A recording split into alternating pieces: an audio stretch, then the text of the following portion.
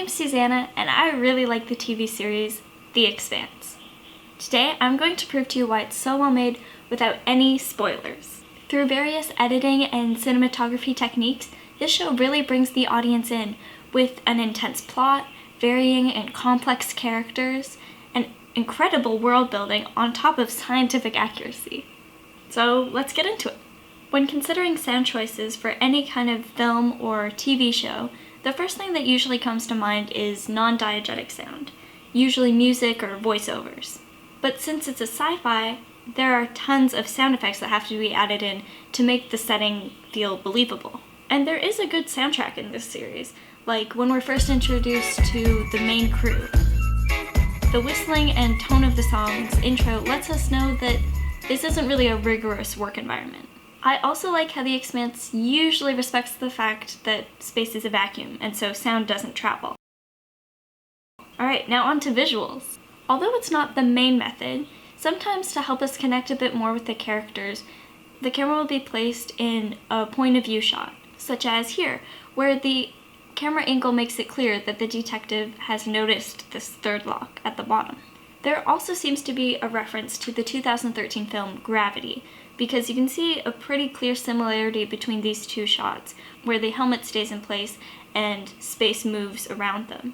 That sequence took so much thought to make it believable.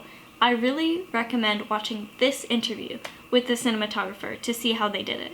And then, different from an angle, which is usually static, The Expanse also uses a lot of camera movement, such as this establishing shot that starts off establishing the setting and then goes into a tracking shot on this character, and the people going past him, and the overview at first with a bunch of people where he is not distinguishable kind of shows that he's in a different environment from the spaceships he's used to with the same people, usually quite confined, and that now he's a little bit more lost, as you can see from his facial expression at the end of the clip.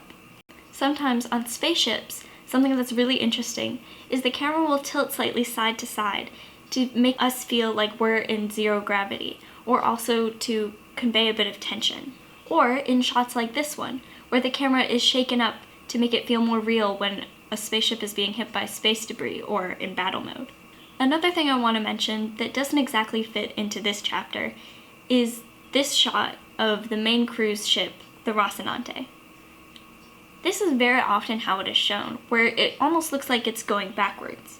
And it is. In order to slow down enough to safely reach your destination, you actually have to turn around and power the other way to counter that force. In the last episode, however, the ship is clearly seen going forward. Nice symbolism. One of the notable challenges from that drifting sequence I showed you earlier is the reflective visors in the helmet. Most of the cast wears a helmet at some point or another, which adds another element of complication. You also get to see more of this fictive universe in the reflection of the window in this shot, which really shows an impressive attention to detail. On the spaceship sets, however, the background is usually blurred, not only so that it won't be under scrutiny by the audience, but also to focus more on the characters and make their surroundings seem more believable. I really like how lighting is used in The Expanse, especially to show contrast between the inners, people who were born or raised on Earth and Mars, and belters, people who live on asteroids or space stations.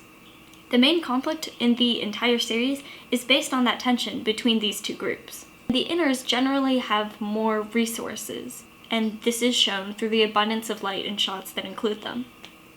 Or another way lighting is used interestingly is when, coincidentally, the only bright light that is still working is focused on this character, Holden, symbolizing, foreshadowing really, that he's gonna grow into his leadership role. Okay, that's all I have for now. Hopefully this made you want to watch The Expanse or rewatch it if you've seen it already. It's a pretty complicated series, and I've seen all 6 seasons twice, and there's still some things that I didn't quite understand or that I forgot had happened earlier.